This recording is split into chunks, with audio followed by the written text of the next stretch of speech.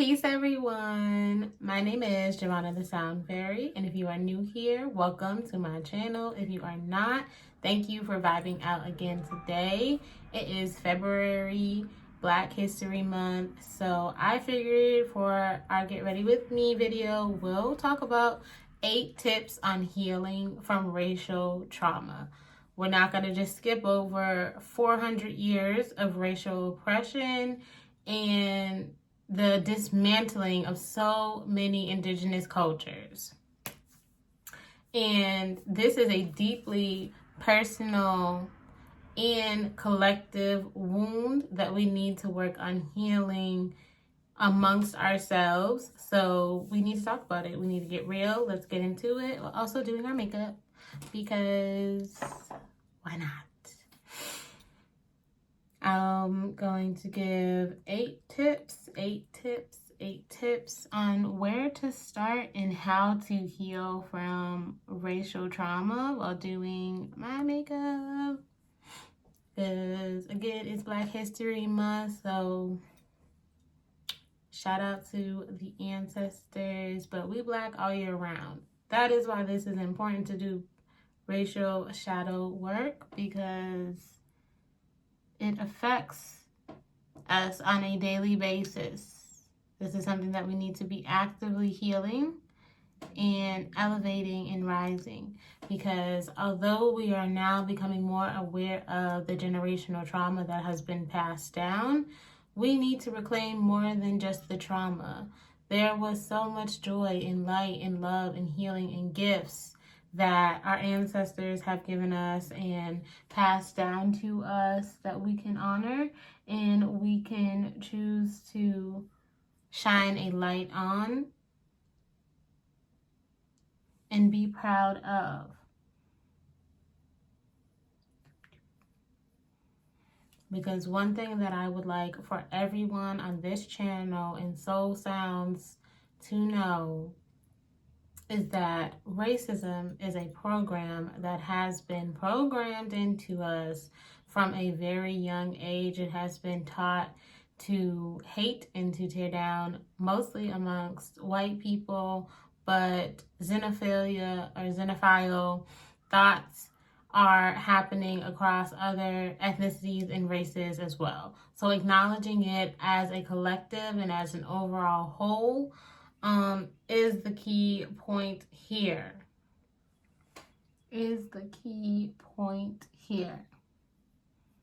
But knowing that you can heal from that. This is being able to do that and look at this from a perspective of elevation and true allyship and true mutual beneficial relationships and racial repairs is what is important and key here, because not all white people are bad and not all Black people are automatically good. That is not dependent upon race. The fact that we are so caught up on race all of the time is just more proof that this is a program that is being pushed on us. This is not the narrative that we can choose for ourselves. On top of the fact that I love to think of it as, instead of decolonizing our minds, we are re-indigenizing ourselves. And that was not my original thought. That was another creator. I don't remember who exactly said it. But that was the phrase that I began to use when reconnecting back to my ancient ancestral practices and connecting and healing my ancestral lineage. I've lost the thing that I need for this makeup look. So there it is. There we go.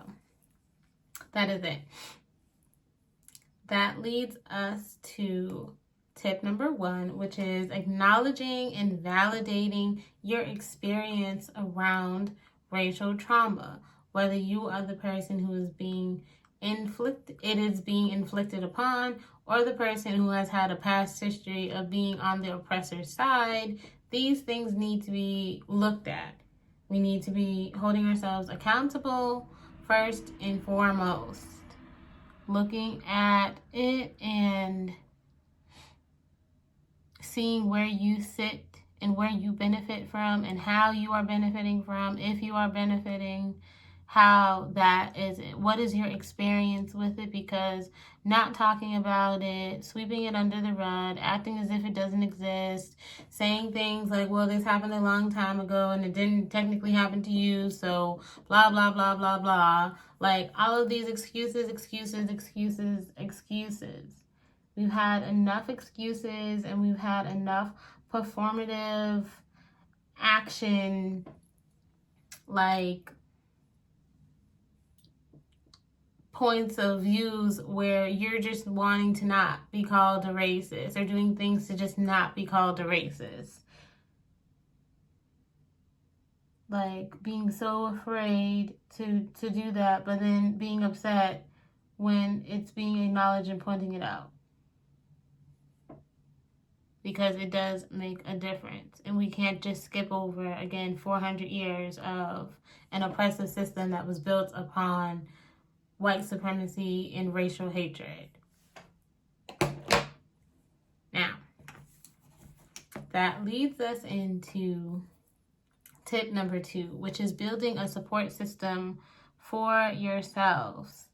Because people are coming together during this time, especially in 2025 and beyond, but especially in 2025. This is why I feel so called to be consistent with Soul Sounds and with this channel and build this community up, because it is needed now more than ever. It is time to take up space. It is time to come together as a community, share our voices, share our experiences, and get the support that we need and the healing that we need as a collective.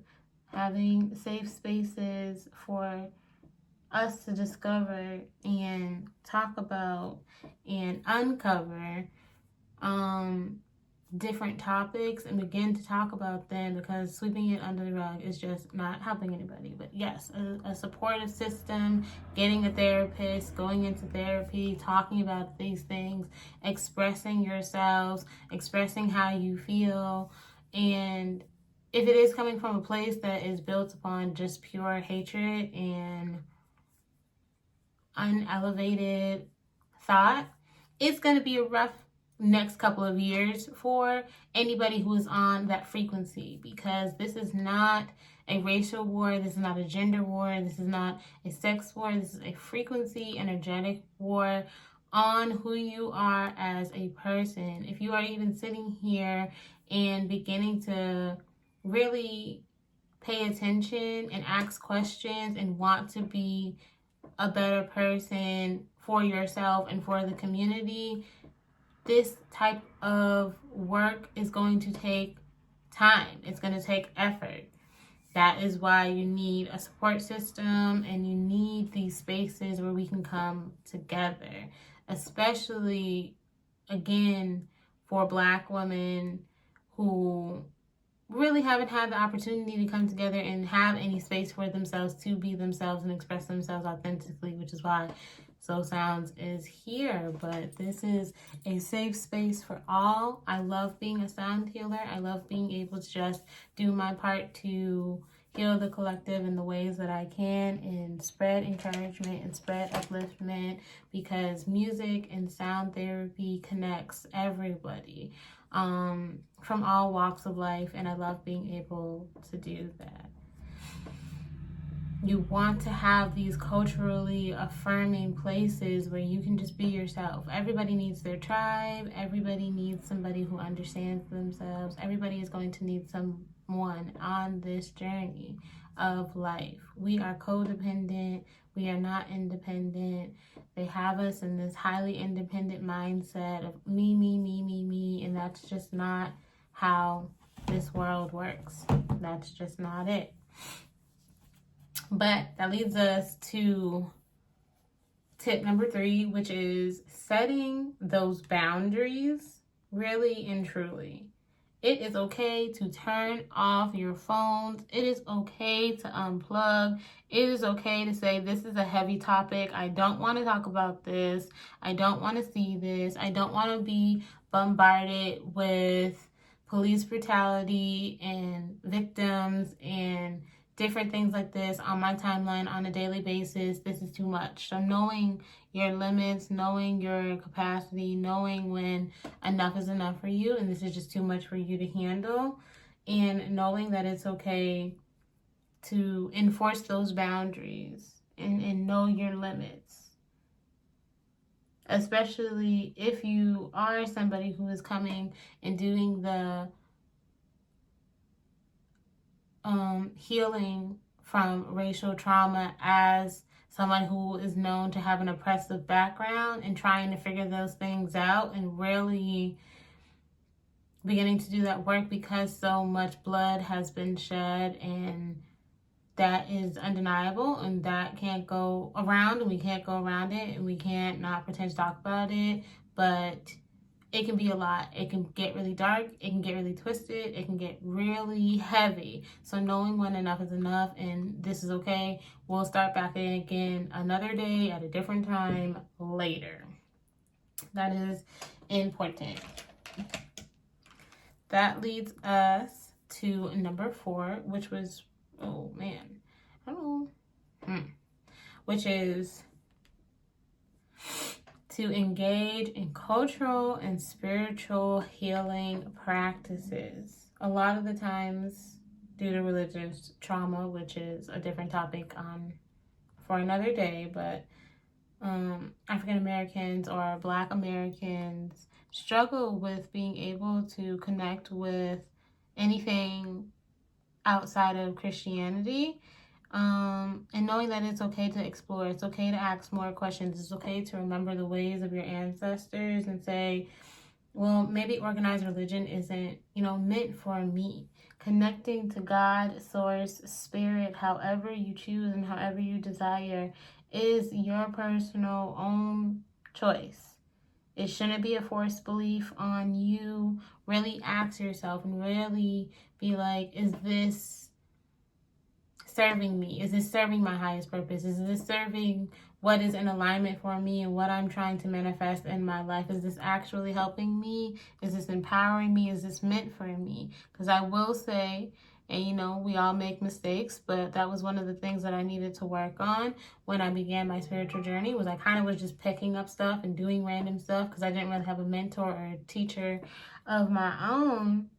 So I was doing just anything, but just anything doesn't work for you because it's all about your bloodline. It really is your ancestral connection to these practices. It's not meant for everyone. Everything is not meant for everyone. And you just can't pick up certain stuff because you feel like it or you think it's trendy or it's cool or everybody else is doing it. If it's not in your bloodline, if it's not meant for you, if it's not in your path, and if it's not in alignment with you, it's never going to work for you. It's never going to bring you true bliss and freedom and bring you closer to God, ancestor, spirit, source, however you view it, universe, creator, most high, Ra, whatever, Allah, whatever you identify and connect to a higher power outside of yourself. That is for you to discover on your ancestral path. But practicing these things and reclaiming these things and really undoing the shame and the judgment around exploring different spiritual paths, and that can come with that when you leave organized religion, is important. But doing what you feel called to, because this is my most important tip, especially during these chaotic, uncertain, crazy times. Things are going to get a lot worse as it appears on the outside. Very much a tower moment right now before things begin to smooth out. Because yes, we are in a golden age, but so much has happened collectively and so much will continue to happen so that things can be brought back into order. So having those spiritual practices for grounding and really making it a routine on a daily basis and making it a part of your daily life, not just something, again, that you want to do because it's trendy or you feel like it. Which brings me to the topic again of choice, which is hoodoo is not an open practice for everybody. Hoodoo is a closed practice. If you were not the descendants of enslaved African Americans whose blood was actually shed and who actually put in the effort to build this system of hoodoo, you can just practice hoodoo. Again, we're going to have to say it because it's Black History Month. Hoodoo is a closed practice. If you're not those descendants, if you do not have access to it through your bloodline, it is not going to work for you. You need to be within your own cultural space. It's okay to have those boundaries. That's why we said boundaries first. We're going to talk about it because in this system, this white supremacist patriarchal system that disregards everybody's boundaries, is very self-centered and completely out of alignment with nature. There's a lot of cultural indifference and ignorance going on, and it's just unacceptable. Now, if you want to continue to keep doing whatever you want to do, you don't want to listen to the warnings, you don't want to listen to the practitioners, when we tell you don't do certain things, that's up to you. You're going to reap the consequences that you sow. I just needed to reinforce this again as well because it's a closed practice. It's not for everybody. And that's okay. Not everybody is supposed to be a shaman. Not everybody is supposed to be a high priest. Not everybody is supposed to be a part of Ifa and Lukumi and Santeria and Voodoo and Vodun and all of these other things. If it's not for you, it's not for you. Put them down. And that's okay. Find what is for you. Find what connects to you. And it's the same thing even if you were adopted or you weren't really connected to your biological family, you feel like you're the black sheep. Your ancestors, again, are in the blood. You are your living ancestors. So doing this work not only heals you, but it heals them as well. This is why this work is so important. It's hard. It's very hard, but it's necessary. We cannot just do the spiritual bypassing and the love and light and the kumbaya and let's hold hands with our oppressors. That's just not gonna cut it right now. We really need to talk about it and deal with these heavy emotions that so many of us are stuck in. The anger, the rage, the grief, the despair, the depression, the sadness, the confusion, all of it. Being able to feel these things, feel them freely, transmute them on a healthy basis because they're not wrong. And a lot of these things are not yours. They're endured. They're things that have been passed down. And when you feel them and begin to heal them and begin to choose a different way, you get to create a new timeline, a new path, and a new trajectory for your lineage. And that's very important at this point in time. You have a freedom to choose your thoughts. You have a freedom to choose how you process your feelings instead of hiding and running away. A lot of our ancestors were not able to have access to these spaces and not able to gather and not able to practice freely and not able to do the things that they desired to do. But we get to be able to do that, stand in our power, be who we are, remember who we are, go through this awakening, anchor in these energies that are coming in because light codes are coming in at such a high frequency right now, like unever seen before type of frequencies. So this is the direction that we are heading towards. That's what we need to stay focused on. The next thing that I have, the next tip, number 5, is prioritizing your self-care, your rest, and wellness. And this pairs well with my other video that I just filmed. So I hope you guys go and watch that too. 8 tips on how to increase your body confidence. But getting back to this video, your overall wellness for your mind, body, and spirit. It is not just about what you're eating. It's about what you're consuming on a daily basis. What are you listening to? What are you reading? What are you watching? What are you eating? All of these things affect your overall health and wellness. So making sure that we are living in moderation and balance and not overindulging in these things that can become vices, because too much of a good thing can become bad real quickly. So finding that balance, finding that peace within ourselves, cultivating it during these times of unforeseeable events happening on a daily basis, but also remembering that our souls chose to come down at this point in time to again help usher in and anchor in this golden age that we are going towards and heading towards as we continue to raise the frequency on this planet by doing the work right here, right now, in real time, and changing the trajectory of Earth's timeline all together. Period. Now, it is your right to rest. Rest does not need to be earned. We do not need to overexhaust ourselves, especially for the divine feminine energy. We are not supposed to be doing. The men are supposed to be doing. The masculine energy is supposed to be doing. As a woman, we're just supposed to be being. That's it. Divine feminine being. The divine feminine energy feels. The divine feminine energy rest and pleasure and purpose. Highly excited and connected to their creative energy. So again, underneath this patriarchal system that is completely out of order, pushing ourselves against our body's limits in order to gain capital, in order to survive, is harming us overall and the society as a whole. So taking time to rest during these times is important, and realizing that you can rest just to rest. Rest not only for yourself, but rest again for all of your ancestors who couldn't, and continue to prioritize the relationship to your body, mind, and spirit. That is how we heal from racial trauma, because it's got us messed up on so many different levels, on so many different ways, but all can be healed. All is well.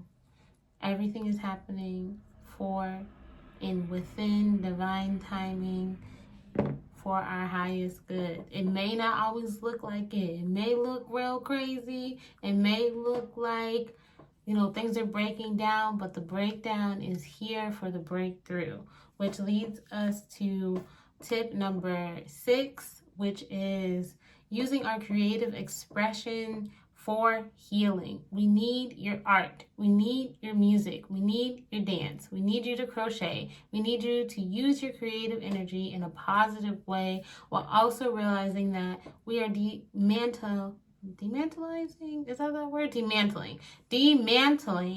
this capitalistic society, because we are not going to just capitalize off of all of our hobbies anymore. We're not doing that anymore. Pick something fun that you want to do and just do it because you want to have fun.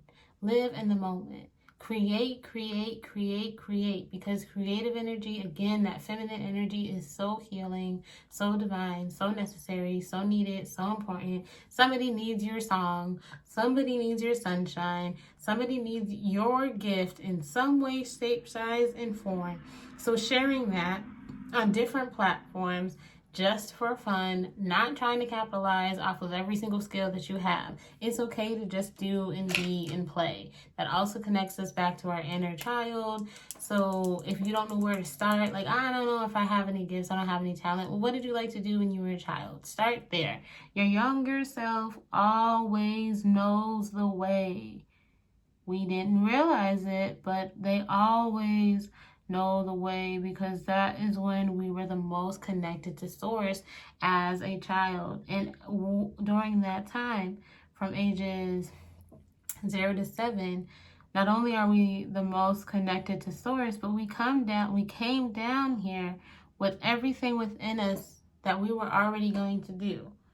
Everything has already been put together. So tapping into yourself, really, if you have a lot of questions, finding somebody who is an Akashic record reader could help. But even then, you already know. You just have to calm down, tune in, tap in, connect with your inner child, play, have fun. Life is supposed to be pleasurable. Life is supposed to be joyous. Life is supposed to be happy. Good things are supposed to be happening for you. I know this sounds like an Abraham Hicks podcast, but she is right. This is how life is supposed to be going for you. And unfortunately, this realm has been under rule of very low vibrational entities and energies for a long time. So the frequencies have been lowered. Work on raising them. How do we raise them? I'm going to do that in a separate video, not this video. So stay tuned for more. Gotcha. Let me stop. Anyways, going into tip number 7, which is seeking justice and collective healing in the ways that you can through social activism and social justice. What can you do? What can you be a part of? How can you create change? Now, we're not going into the streets anymore and just protesting every single thing and doing every single thing and using our energy in these energy harvesting cycles anymore, but we will be, bringing justice actively through various ways, whether it be through mutual fund, whether it be through donating to a homeless shelter, or finding a way to help better your community. Right now, everything is focused on community building, and showing up for the community. That is the most important thing that we all need to focus on right now. And leads us to our last and final tip. That leads us to our last and final tip, which is practicing joy as a form of resistance, which again, connecting to that inner child, realizing you are worthy of joy. You don't have to always be up in arms. You don't always have to be on defensive mode.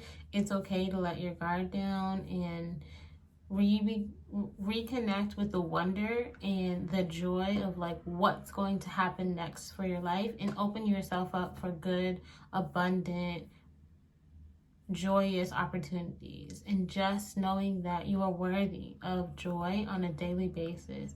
Finding ways to make yourself happy every single day. Happiness is not something that you go after. Happiness is a state of being that you cultivate, and only you have the key. Only you know how to make yourself happy. You know what is just right and perfect and joyous to you. So allow yourself to begin to do these things again, and allow yourself to not take things so seriously and not take things so hard. Unfortunately, our ancestors had very hard way of life, and joy and love and happiness, again, these high vibrational frequencies, were too much. It was too much. So being able to share your light, share your joy, spend time with your inner child, and do the things that make you happy, that is the most important during this time, because it's gonna get crazy. Stuff like never before seen. It will be happening, but it is all happening in divine timing, as all will be revealed. Divine justice shall be enacted. Everything is coming together exactly as it is supposed to. Source has it. The universe has it. Olodumare has it. This is exactly the time that we asked to be in. You're so asked to be here. You wanted to be able to witness these changes and be a part of the change yourself. So be a part of the change. Be active. Now, last and final tip, because we're going to end on the number 9, because if y'all know what about the 9 ether beings, or you understand about the power of the 3, 6, and 9, 9 energy, it is important. Allocating those funds where they need to be.